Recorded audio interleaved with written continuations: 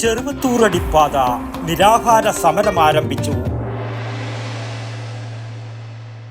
ആയുർവേദത്തിലൂടെ ജീവിതത്തിനേകാം ആരോഗ്യവും ഉന്മേഷവും. കേശവതീരം ആയുർവേദ ഹോസ്പിറ്റൽ, ഏഴിലോട്, കണ്ണൂർ.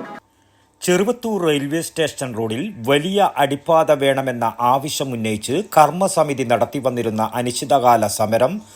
അനിശ്ചിതകാല റിലേ നിരാഹാര സമരത്തിലേക്ക് മാറി.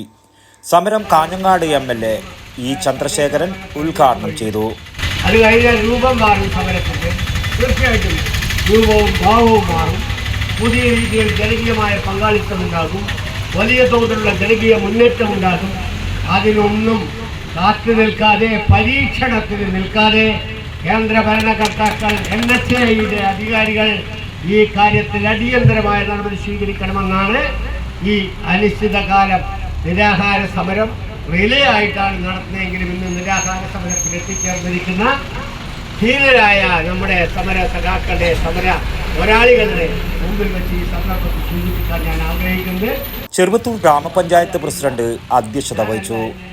P. പത്മിനി, കർമ്മസമിതി convener Mukesh Balakrishnan, Praveen Prakash, Udinur Sukumaran, K. Sundaran, KP Ramakrishnan, PK Vasudevan എന്നിവർ സംസാരിച്ചു.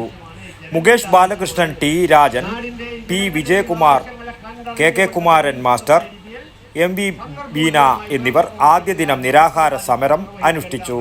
News bureau, Cheruvathur.